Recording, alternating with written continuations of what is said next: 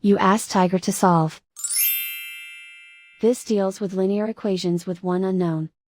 The final result is x equals 6. Let's solve it step by step. Simplify the expression. Group like terms. Simplify the arithmetic. Group all constants on the right side of the equation. Subtract 2 from both sides. Simplify the arithmetic.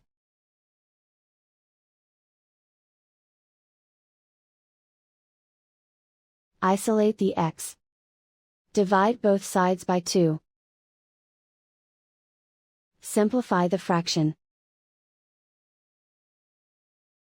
Find the greatest common factor of the numerator and denominator.